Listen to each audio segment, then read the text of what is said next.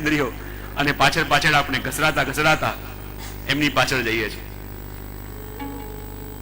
કારણ કે દુર્યોધન પણ કહે ને મહાભારતમાં કે જાનામિ અધર્મમ ન ચ મેવ નિવૃત્તિ, જાનામિ ધર્મમ ન ચ મેવ પ્રવૃત્તિ. દુર્યોધન પણ મહાભારતમાં કહે કે હું જાણું છું કે આ મારે ન કરવું જોઈએ, તો પણ હું છોડી શકતો કેમ નથી? હું જાણું છું કે આ મારે કરવું જોઈએ, મારે આમ રહેવું જોઈએ, પણ જાણીને પણ હું એ પ્રમાણે કરી શકતો કેમ નથી? અને આ પંક્તિ જે છે માત્ર દુર્યોધનની નહીં, આ બધાની પંક્તિ છે. આ વસ્તુ આપણા જીવનમાં દરેકને લાગુ પડે. જાનામિ ધર્મમ ન ચ મેવ પ્રવૃત્તિ. જાણીએ છીએ કે આ ધર્મ છે, જાણીએ છીએ કે આ કરવું જોઈએ, જાણીએ છીએ કે આપણે આ કરવું જ જોઈએ, પણ કરી શકતા વાહ. અને જાણીએ છીએ કે આપણે કરવું ન જોઈએ, પણ છોડી શકતા.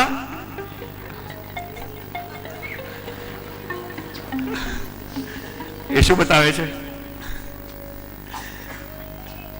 કે આ ઇન્દ્રિયો, આ અશ્વો જેની સવારી આપણે કરી છે, પણ જ્યાં ઘસરાતા ઘસરાતા આપણને લઈ જાય અને ઘસરાતા ઘસરાતા એની પાછળ પાછળ આપણે જયા કરીએ છીએ. પણ જ્યારે એ ઇન્દ્રિયોની લગામ, એ અશ્વની લગામ આપણા પ્રભુના હાથમાં આપી દઈએ, ત્યારે જ આ જીવનના, આ સંસારના દરેક યુદ્ધોને આપણે જીતી શકીએ. અને એ લગામ પ્રભુના હાથમાં આપી એનું નામ જ સમર્પણ. એ લગામ જ પોતાના ઇન્દ્રિયોની ઠાકોરજીના ચરણોમાં સોંપી દેવી, એનું નામ જ સર્વાત્મ ભાવ. કે બધી ઇન્દ્રિયો આપણી જે છે એ બધી ઇન્દ્રિયો રૂપી અશ્વની લગામ આપણે આપણા પ્રભુના હાથમાં આપી દીધી. શ્રી મહાપ્રભુજી એ જ કહે છે કે જેટલા પણ પુષ્ટિ જીવો છે, જેટલા પણ દેવી જીવો છે, એ દરેકના હૃદયમાં પ્રભુને મળવાનો તાપ તો છે, એ દરેકના હૃદયમાં પ્રભુને મળવાની આતુરતા તો છે. પણ જેમ અગ્નિ પ્રગટેલો હોય અને અગ્નિની ઉપર રાખનું આવરણ આવી જાય, તો એ અગ્નિ આપણને પ્રગટતું દેખાતું નથી, અગ્નિ ઢંકાઈ જાય છે. પણ જ્યારે એની ઉપર થોડી હવા કરવામાં આવે અને રાખ દૂર થાય, ત્યારે એ અંદર છુપાયેલો અગ્નિ પ્રગટે છે. અને આ સત્સંગ, આ બ્રહ્મ સંબંધ શું છે? એ ઉપર જામેલા રાખને હટાવવાની પ્રક્રિયા. જ્યારે રાખ હટે ત્યારે અગ્નિ પ્રગટે. અને એટલા માટે બ્રહ્મ સંબંધને પણ આપણે ત્યાં સંસ્કાર માનવામાં આવ્યા. અને સંસ્કારની 3 પ્રક્રિયાઓ: દોષ માર્જન, હિનાંગ પૂર્તિ અને અતિશયાધાન. કોઈ પણ સંસ્કાર હોય એની અંદર આ 3 લક્ષણ હોય.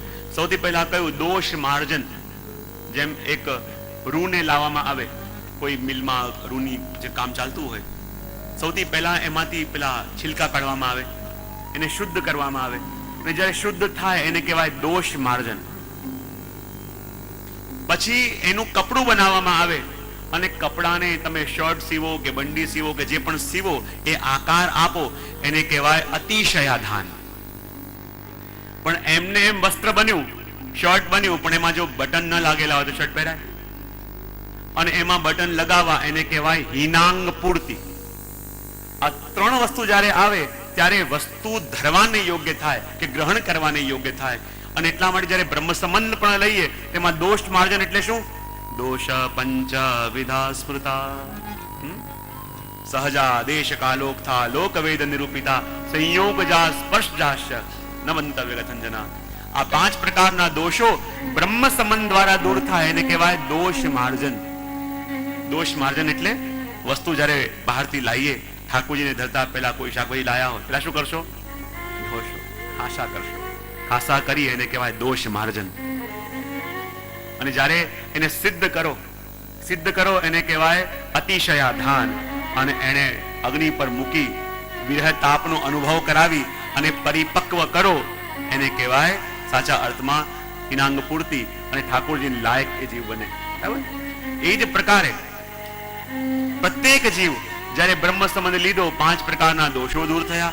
5 પ્રકારના દોષો દૂર થયા, કંઠી ધારણ કરી, તિલક ધારણ કર્યું, એટલે અતિશયાધાન, વૈષ્ણવતાનું સ્વરૂપ ધારણ કર્યું. અને જ્યારે પ્રભુની સેવા કરી, એને કહેવાય હિનાંગ પૂર્તિ.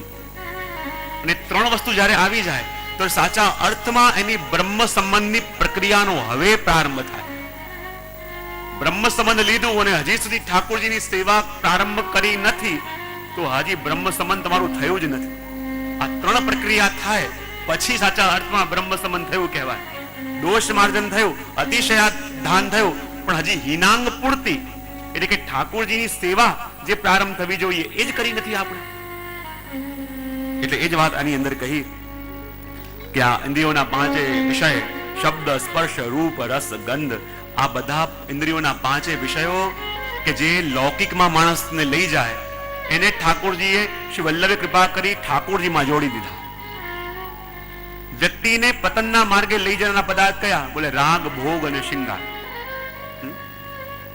રાગ, ભોગ અને શૃંગાર, આ ત્રણ વસ્તુ એવી છે કે જે માણસને પતનના માર્ગે લઈ જાય, ને જે વસ્તુ પતનના માર્ગે લઈ જાય એ જ વસ્તુ સાથે શ્રી વલ્લભે આપણને પ્રભુ સાથે જોડી દીધા. રાગ, ભોગ અને શૃંગાર. અને રાગનો શોખ છે, ઠાકોરજી સન્મુખ બેસ અને કીર્તન કર, ઠાકોરજીને રીઝવ, ઠાકોરજીને સુખ આપ. અને જેમ મર્યાદા માર્ગની અંદર ઠાકોરજીને અરોગાવવામાં આવે, ઠાકોરને જગાવવામાં આવે તો વેદ મંત્રો દ્વારા બોલાવવામાં આવે, જગાવવામાં આવે.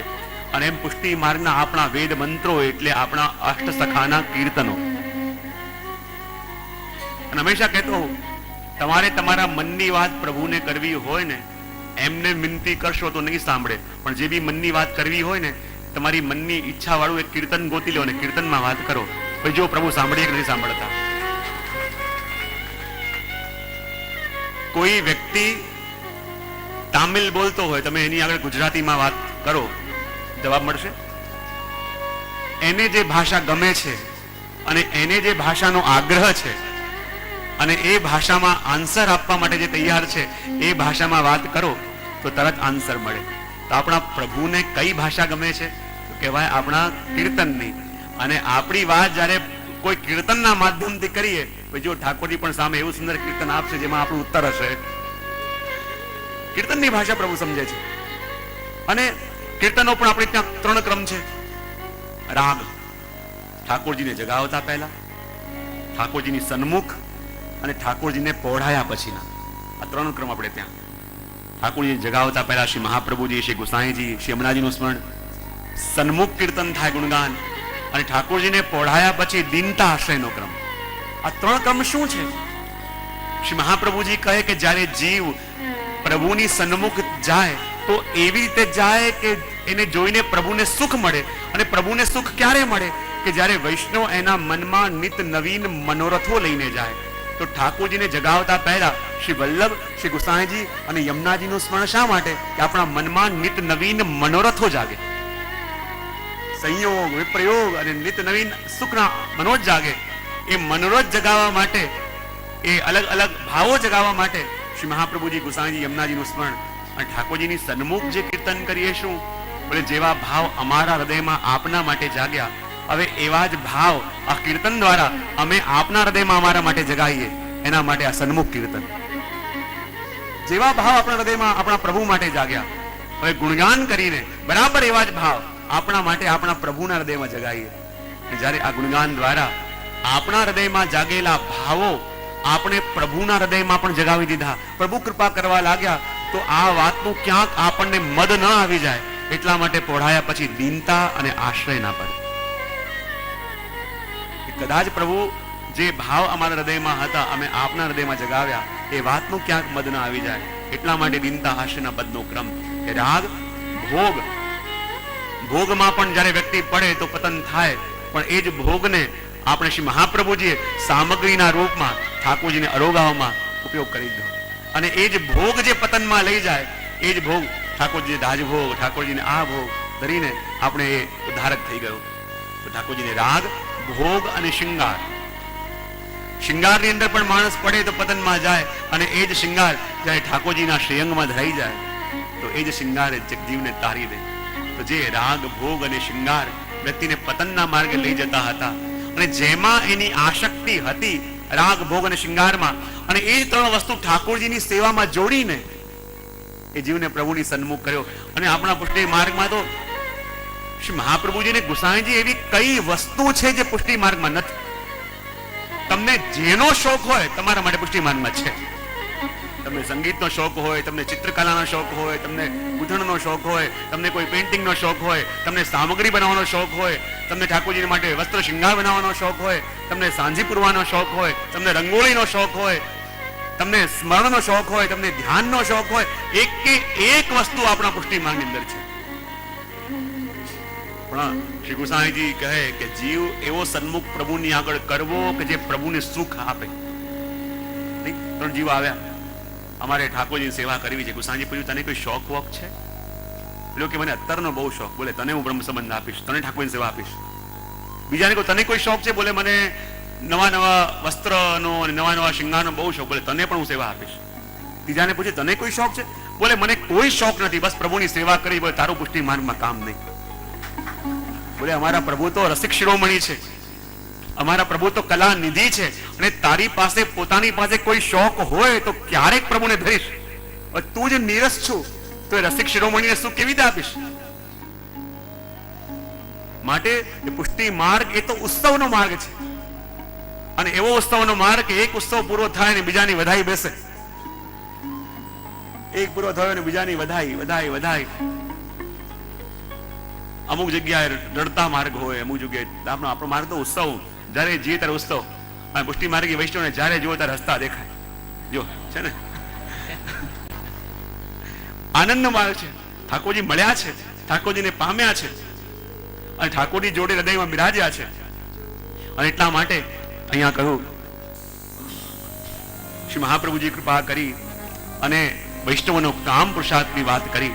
અને કામ પુરુષાર્થની વાત કરી અને વૃત્રાસુર ચતુશ્લોકીની અંદર પણ એ જ કામનું વર્ણન કરતા વૃત્રાસુર કહે, અજાત પક્ષા ઇવ માતરમ ખગા સ્તન્યમ યથાવત સતરાક્ષુધાર્થા પ્રિયમ પ્રિયેવા વિષિતમ વિષન્ના મનોરવિંદા ક્ષદદક્ષતે વા મનોરવિંદા ક્ષદદક્ષતે વા. કામ પુરુષાર્થની વાત જ્યારે કરી, પ્રભુના માટે વિરહ, પ્રભુના માટે તાપ, પ્રભુના માટે પલ પલ તડપવું, પ્રભુના દર્શન કર્યા વિના રહી ન શકવું, વારે વારે પ્રભુના દર્શન માટેનો પ્રયત્ન, એ જ આપણા વૈષ્ણવોનો કામ પુરુષાર્થ. અને આ એવો રસ છે, જેટલું જેટલું આ નેત્ર પાન કરતા જાય એને પ્યાસ ઓર વધતી જાય. ઘણી વાર કહેતો પ્રવચનમાં, ઘણા દર્શન કરવા આવ્યા હોય મંદિરમાં અને કહે, કાર્યકર્તાઓ આગળ કાઢે, બધા કહે, અરે મન ભરીને દર્શન તો કરવા દો. કહેવાનું મન થાય, આ તો એવો રસ છે જેના દર્શન કરી કોનું મન ભરાયું છે તે આપણું મન ભરાશે. આ તો એવો રસ છે કે જેટલું પીતા જશો ઓર ને ઓર પ્યાસ વધતી જશે. જેટલું પાન કરશો ઓર તળપ વધશે, જેટલું પાન કરશો ઓર પ્યાસ વધશે. એવા રસ છે. અને માટે ઉત્તરાસુર કહે, હે પ્રભુ, મને પણ આપના માટે વિપ્રયોગ છે, હું પણ આપના માટે તડપી રહ્યો છું, હું પણ આપના માટે પલ પલ રડી રહ્યો છું. ભગવાન કે ઉત્તરાસુર, તું કહી રહ્યો છે કે તું મને પ્રેમ કરે છે અને મારા માટે તડપે છે, મારા વિના તું રહી શકતો નથી, મારો વિયોગ તને થાય છે, તો પહેલા મને એ બતાવ કે તું મારા માટે તાપ તો કરે છે, વિપ્રયોગ તો કરે છે, પણ તારો વિપ્રયોગ મારા પ્રતિ કેવો છે? સૌથી પહેલા દૃષ્ટાંત આપ્યું, અજાત પક્ષા એવ માતરમ ખગા.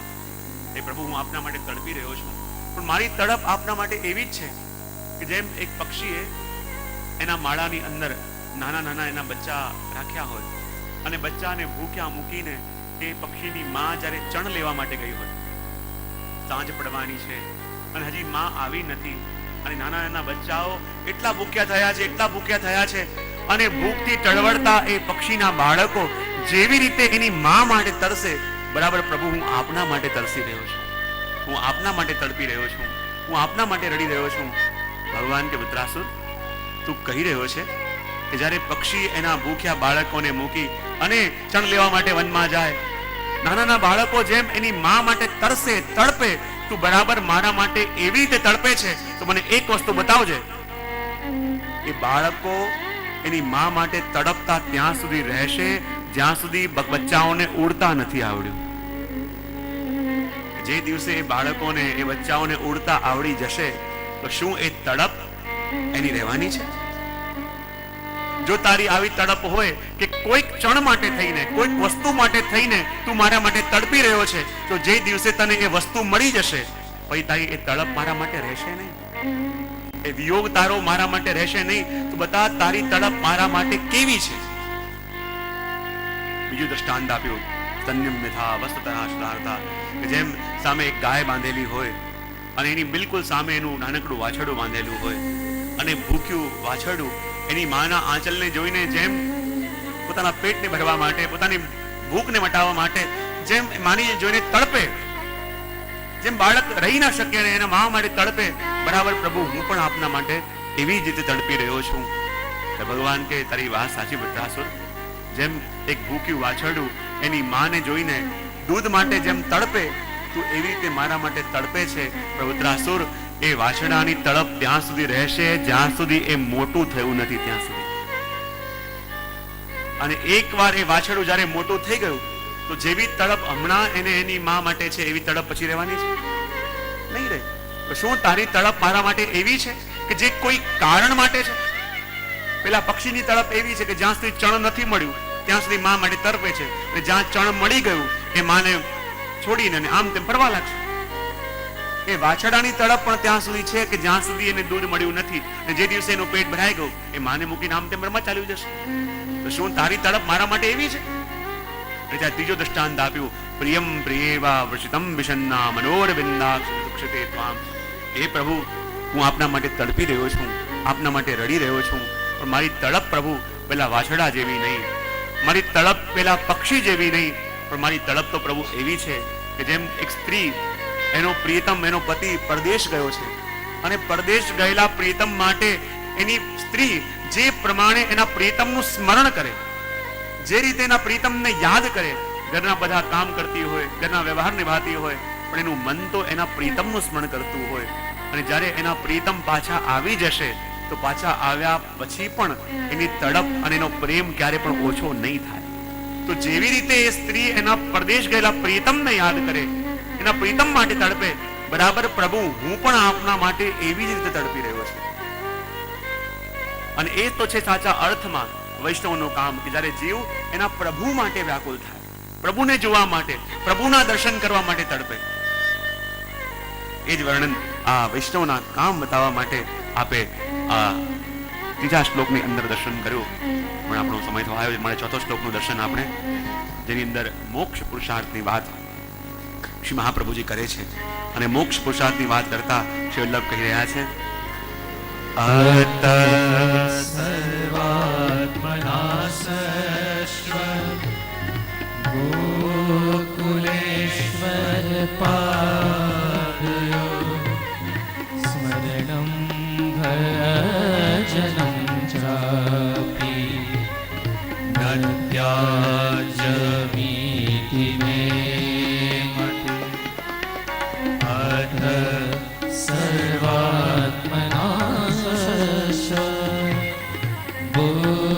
ગોકુલેશ્વર પાદયો સ્મરણં ભજनं ચાપી નત્યાજમીતિ મે મતિ. નત્યાજમીતિ મે મતિ. નત્યાજમીતિ મે મતિ. સર્વાત્મ ભાવથી પ્રભુની સેવા કરવી ધર્મ. પ્રભુ મળ્યા, પ્રભુને પામ્યા એ અર્થ. પ્રભુએ આપણને પોતાના માન્યા અને આપણે પ્રભુને પોતાના માન્યા એ આપણું અર્થ. અને પોતાના માન્યા પછી જ્યારે પ્રભુનો વિયોગ થાય અને પ્રભુના માટે જ્યારે જીવ તડપે, એ જ વૈષ્ણવનું કામ. અને વૈષ્ણવનું મોક્ષ શું? કામ પુરુષાર્થમાં કહું, યદુ યદિશી ગોકુલાધીશો ધૃત સર્વાત્મનાર્દી, કે જેણે ઠાકોરજીને, શ્રી ગોકુલ પ્રભુને, શ્રી ગોકુલના આધિપતિને, કે જેણે ગોકુલમાં પ્રાગટ્ય લઈ બધા વ્રજવાસીઓને સનાત કર્યા, બધા જ વ્રજવાસીઓના જીવનને ધન્ય કર્યા, એવા ગોકુલમાં પ્રગટેલા પ્રભુ કે જેને બધા વ્રજવાસીઓના મનોરથ પૂરા કર્યા. ગોકુલ એટલે શું? ગો એટલે ઇન્દ્રિયો, અને ઇન્દ્રિયોનો સમૂહ આ માનવ દેહ એટલે ગોકુલ. અને એની અંદર જ્યારે હૃદયમાં પ્રભુને પધરાયા, સર્વાત્મના હૃદયની અંદર પ્રભુને પધરાયા, તો પછી એને કઈ લૌકિક કે વૈદિક કાર્ય કરવાનું બાકી ન રહ્યું. આ યાત્રા ત્યાં સુધી હતી કે જ્યાં સુધી સામે મંજિલ દેખાઈ નથી. પણ જ્યારે સામે પ્રભુના દર્શન થયા અને પ્રભુ હૃદયમાં પધરાયા, પછી એને કંઈક કરવાનું બાકી ન રહ્યું. અને માટે અહીંયા મોક્ષ પુરુષાર્થનું વર્ણન કરતા કહ્યું, અતઃ સર્વાત્મના શાશ્વત ગોકુલેશ્વર પાદયો સ્મરણમ ભજનમ ચાપી ન ત્યાજ્ય વિતિ મે મતિ.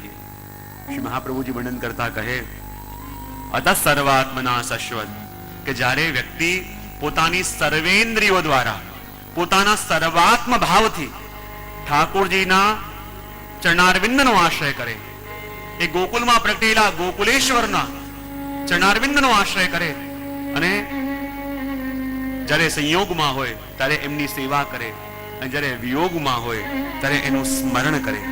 સ્મરણમ ભજનમ ચાપી. સ્મરણમ ક્યારે થાય? કે જ્યારે વિયોગમાં હોય, જ્યારે સામે આપણા પ્રિયતમ ન હોય ત્યારે એનું સ્મરણ થાય, બરાબર? ને જ્યારે સન્મુખ હોઈએ ત્યારે એમની સેવા થાય. તો સ્મરણમ ભજનમ ચાપી ન ત્યાજ્ય ઇતિ મે મતિ. આ વૈષ્ણવનો મોક્ષ કોને કહેવાય? જો બંધનમાંથી છૂટવું, બંધનોને છોડી દેવા, બંધનોને તોડી દેવા, આ બધા બંધનોને તોડવા કોને ગમે? કે જે ક્યાંક બંધાયા હોય, બરાબર? જે ક્યાંક બંધાયા હોય તો એ બંધનને તોડવાની ઈચ્છા રાખે. પણ પુષ્ટિ ભક્તો કોની સાથે બંધાયા છે? પુષ્ટિ ભક્તોને બાંધનારા કોણ છે? આપણે બધા પુષ્ટિ ભક્તો કોના હાથે બંધાયા છીએ? તો આપણા પ્રભુના હાથે. અને આ એવું બંધન છે કે જે પ્રભુ કહે તો પણ આપણને તોડવું ગમે નહીં. આ એવું બંધન છે કે ક્યારે પણ આપણે છોડવા તૈયાર ન થઈએ. અને એટલા માટે તો ઘણી વાર કહું ને કે વૈષ્ણવ પણ એટલા માટે મુક્તિ માંગતા નથી. અને મુક્તિ પુષ્ટિ માર્ગની કેવી છે? આ જન્મ્યા પછી પ્રભુ ક્યાંક કોઈક લોકમાં મળશે, આ બધું કોણ જોવા ગયું છે? શ્રી મહાપ્રભુ તો વાત કરે કે તમે જીવતે જીવતી મુક્તિનો આનંદ લો. આપણા દેહ પડી જશે, આપણે જીવતા નહીં રહીએ, અને પછી ક્યાંક જઈશું, ક્યાંક સમાઈશું, ક્યાંક પ્રભુના અંગરૂપ થઈશું, ક્યાંક પ્રભુના વસ્ત્રરૂપ, ક્યાંક પ્રભુના આભૂષણ રૂપ. એ કોણ ગયું છે? જે ગયું છે કેવા નથી આયા? તો મહાપ્રભુજી કહે કે તમે જીવતે જીવતે એ મુક્તિનો આનંદ લો. જીવતે જીવતે મુક્તિનો આનંદ કેમ લેવાય? એટલે જ વાત કરે અતઃ સર્વાત્મના શાશ્વત, કે જ્યારે આપણી સર્વેન્દ્રિયો આપણા ઠાકોરજીમાં નિગ્રહ થાય, એ પુષ્ટિ માર્ગી મોક્ષ છે. અને મોક્ષ કોને કહેવાય? ઘણીવાર મેં પ્રવચનમાં કહેતો હોઉં છું કે મોક્ષનો એક સમાનાર્થી શબ્દ છે અપવર્ગ. શું? અપવર્ગ. સંસ્કૃત વ્યાકરણની અંદર ઘણા બધા વર્ગો છે. અકુ વિસર્જનીયામ કંઠ ઈચોશાનામ તાલો સામૃધા, એમ અલગ અલગ કુ ચુ તુ તુ પુ એવા સંસ્કૃત વ્યાકરણની અંદર વર્ગો આવે. અને એમાં અપવર્ગ મોક્ષ શું કહેવાય? અપવર્ગ એટલે કે જેની અંદર પ વર્ગ નથી એને કહેવાય અપવર્ગ, એ મુક્તિ. હવે પ વર્ગ કોને કહેવાય? તો પ ફ બ ભ મ. વ્યાકરણ શાસ્ત્ર કહે કે એનું ઉચ્ચારણ સ્થાન છે ઓષ્ટ. બે હોઠને જોડ્યા વિના આ શબ્દો બોલી ન શકાય. પ ફ બ ભ મ. બરાબર? તો આ શબ્દો છે એને કહેવાય પ વર્ગ. શું કહેવાય? તો અપ વર્ગ એટલે શું? જેની અંદરથી આ પ વર્ગ ચાલ્યો ગયો હોય એને કહેવાય અપવર્ગ. અને જીવતે જીવતો મોક્ષ કોને કહેવાય? સૌથી પહેલા પ. પ એટલે જેના પાપ અને પુણ્ય બંને નીલ થઈ ગયા હોય. જે પહેલા વાત કરી ને, ઠાકોરજીની નિરંતર સ્મરણ સવન ભાવથી, સમર્પિત ભાવથી આપણે કરીએ એટલે પેલા જૂના હતા સ્વરૂપનું જ્ઞાન થયું, એ બળ્યા. અને સમર્પિત જીવન જીવ્યું, નવા થવાના બંધ થયા. એટલે જ્યાં પાપ અને પુણ્ય બંને નીલ થઈ જાય, પ ફ ફ એટલે જે પણ આપણે કાર્ય કરીએ, જે પણ આપણે પ્રવૃત્તિ કરીએ એમાંથી ફળની આશા ચાલી જાય. સૌથી પહેલા પ એટલે શું? પાપ અને પુણ્ય. ફ એટલે ફળની આશા ચાલી જાય. કોઈ જાવે છે, કોઈ આવે છે?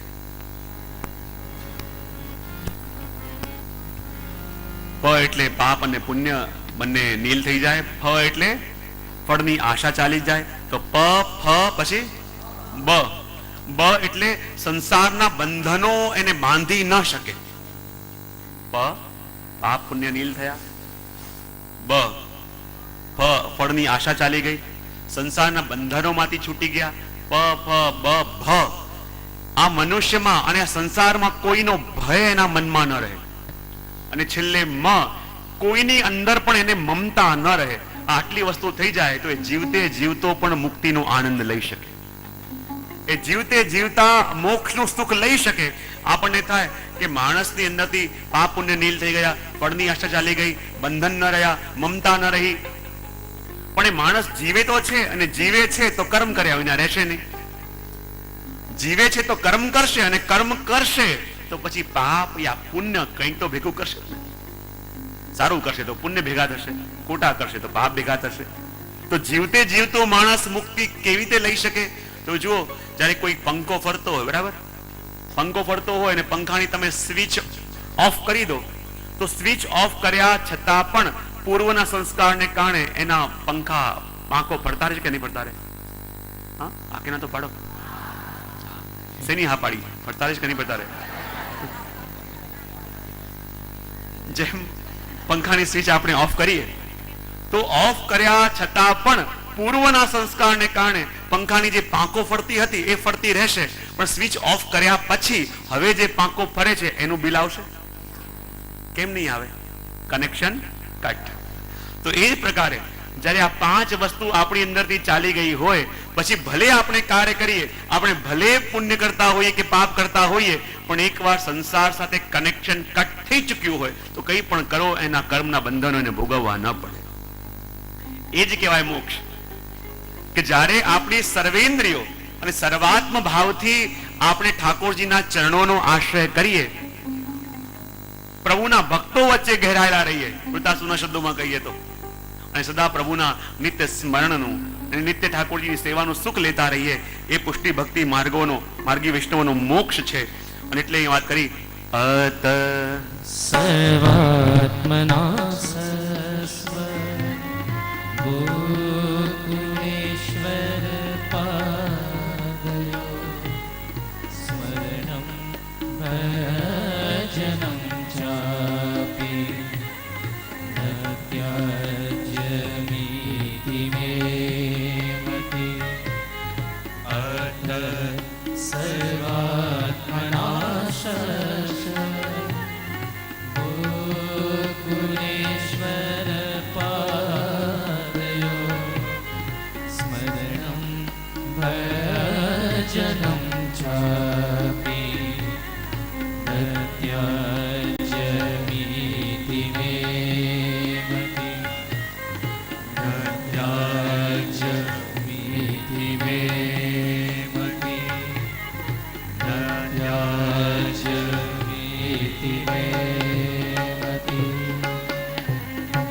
એ જ પુષ્ટિ માર્ગી મોક્ષનું વર્ણન કરતા મહાપ્રભુજી કહે કે જ્યારે જીવના મનમાંથી જગતની એટલે કે પ્રપંચની વિસ્મૃતિ થાય અને ઠાકોરજીના ચરણોમાં દૃઢ આસ્થા કે દૃઢ શ્રદ્ધા કે દૃઢ વિશ્વાસ કે દૃઢ અનન્યતા સિદ્ધ થાય, એ જ અવસ્થાને કહેવાય નિરોધ અવસ્થા.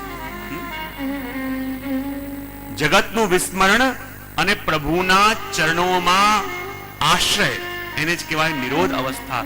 જો 2 અવસ્થા બતાવી, જગતનું વિસ્મરણ અને પ્રભુના ચરણોની દૃઢતા. બરાબર? જો જગતનું વિસ્મરણ થવું એ મોટી વાત નથી, સૂતા હોઈએ તોય થઈ જાય, માણસ નશામાં હોય તોય થઈ જાય. તો જગત પ્રપંચનું વિસ્મરણ એ મુખ્યતા નથી, પણ ભગવાનમાં આસક્તિ, ભગવાનમાં અનન્યતા, એ સૌથી મોટી વાત અહીંયા આપણને કહી. અને એટલા માટે જ કહ્યું કે સર્વાત્મ ભાવ કોને કહેવાય? કે જગતનું તો વિસ્મરણ થયું અને પ્રભુના સ્વરૂપમાં, પ્રભુના ચરણારવિંદમાં એટલી અનન્યતા આવી ગઈ, એટલી અનન્યતા આવી ગઈ કે પ્રભુના સ્વરૂપનું અને પ્રભુના દર્શનનું વ્યસન એને થઈ જાય. અને પ્રભુના દર્શનનું જે વ્યસન એને થઈ જાય અને એને કારણે એનો દેહ લૌકિક ન રહે. પ્રભુના સ્વરૂપનો આવેશ આવવાને કારણે, પ્રભુના સ્વરૂપનું આવેશ એના હૃદયમાં રહેવાને કારણે જે નવીન દેહ એને મળે એને કહેવાય તનુનવત્વ. શું કહેવાય? અને એ તનુનત્વની પ્રાપ્તિ થાય, એ તનુનત્વ સેવા ઉપયોગી દેહ મળે, એ જ આપણા પુષ્ટિ ભક્તિ જીવોનો મોક્ષ કહેવાય. એવો દેહ કે જે ક્યારે પણ આપણને ભગવત સેવામાં બાધક ન બને. જ્યારે લૌકિક કાર્ય કરતા હોય તો ભલે આપણને સહારા લેવા પડે, પણ જ્યારે ઠાકોરજીની ટહેલમાં એ જ વ્યક્તિને જોઈએ આમ દોડતો દેખાય, આમ દોડતો દેખાય, આપણને લાગે આ બધું ક્યાંથી આવે છે. જ્યારે લૌકિક કાર્ય માટે આપણે જઈએ તો બધા દેહ ધર્મો લાગુ પડે, પણ પ્રભુની પાસે જઈએ ત્યારે કોઈ પણ દેહ ધર્મો આપણને બાધક ન થાય. એને જ કહેવાય તનુનવત્વ.